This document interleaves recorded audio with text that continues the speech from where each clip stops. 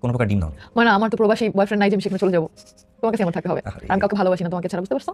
আমি জানি। তাহলে আমি কেন যাবো? ওমা, তোমাকে যত পরিমাণ ভালোবাসি তোমার কোথাও যাওয়ার প্রয়োজন নাই। আর দ্বিতীয় কথা, তুমি আমাকে যে পরিমাণ ভালোবাসো সেই কারণে আমার ভালোবাসা আর কোথাও দেওয়ারও প্রয়োজন নেই। তুমি তোমার নিজের দোষে, ওই যে আমি একটা রিলস বানিয়ে রাখছি আমার ফোনে। I am sorry. তিশা মুখ খুলল, বলল আখি তার প্রবাসী বয়ফ্রেন্ড আলামিনের জন্য আহাতকে ছেড়ে চলে গেছে। এখন কেমন? আলামিন ওকে নেয় না। আলামিনের বউ বাচ্চা আছে জেনেও আলামিনের জন্য সে আহাতকে ছেড়ে চলে গেছে।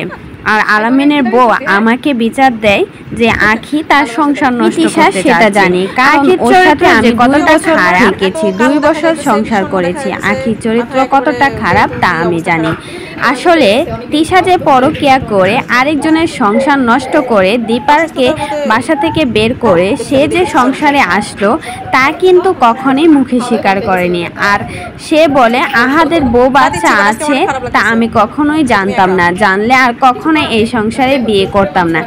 ও কিন্তু সব কিছুই জানতো, আহাদের বউ বাচ্চা সবই আছে। ও কিন্তু একটা ফুটে সেটা কিন্তু প্রকাশ করেছে, সবার সামনে এসেছে। আর সবাই তো এখন বলছে আপনি যে কতটা মিথ্যা কথা বলেন, আমরা কিন্তু সেটা জানি। এখন মিথ্যা নাটক সাজানোর কোনো প্রয়োজন নেই, আখিকে সব বুঝ দেওয়ার প্রয়োজন নেই।